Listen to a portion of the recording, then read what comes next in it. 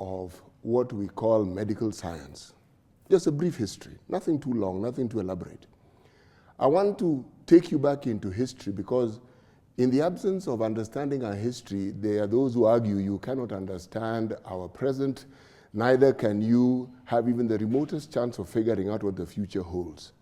We're talking about the 1300s. Something happened on this planet that had never happened before. It was called the bubonic plague.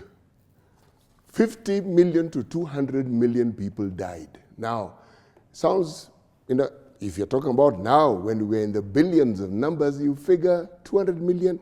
At that point in our history, the population of the world was something like 392. That was the population. So that particular plague literally wiped out close to half the population of the world. There have been many plagues. In our time, HIV, which still counting though, 36 million people died, we're still counting. We have COVID, numbers still counting. Lessons were learnt. And the lessons that were learnt were lessons that were put into practice over time, and that's what gave birth to what my erstwhile colleague here has studied, what you're calling public health, epidemiology. That is what gave birth to it.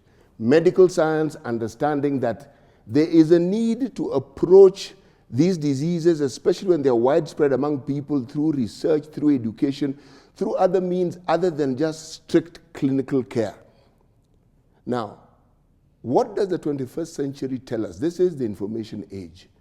That we've come of age with our science, with our understanding, and with our knowledge of healthcare, and we can see in the way everything around healthcare has improved. But have we kept in mind the lessons that we have learned? If you look at the thread, these epidemics were diseases that spread around large numbers of people. Medical care, as we knew it, as we know it, that centered around clinicians, people who are trained for clinical care, would never be able to cope with it. We saw it with COVID. It was clear. What then was needed? What was needed was what we refer to as the preventative aspect of healthcare, meaning you don't wait for the disaster to strike. No, you prepare for it. The pandemics of the past taught us that we need to be prepared. Let's spread it. If there are areas that flood every year and you know they flood, surely are you saying there's no solution to it? There is. There's some flooding that are caused by what we call global warming that difficult to prepare for. But if your structure is in place, what it means is you are able to save lives because of your preparedness. You are able to, the word is mitigate. The same with diseases. There is a need to understand that when you talk of public health, you are talking of engaging the public. Not in trying to provide healthcare for them, but getting them to be partners with you in ensuring that their lives are taken care of.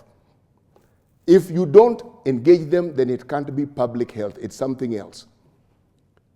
If you look at HIV, it taught us the best lesson in engaging the communities to partner with you.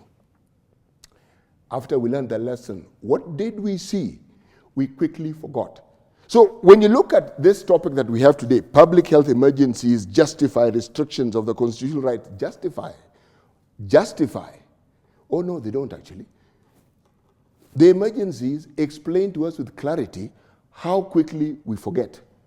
They explain to us with greater clarity how quickly we like easy solutions. And that's where the curative aspect of healthcare comes in, where there's a tablet, there's an injection, there's something or the other that you're given, and it takes care of the immediate problem, but it's taking care of the consequence.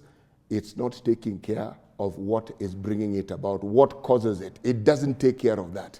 Now, until and unless we are in a position to understand this need to be able to look into issues and prevent them from actually occurring or limit them to the point where they stop being an emergency, then healthcare will continuously be at risk of being overrun by diseases.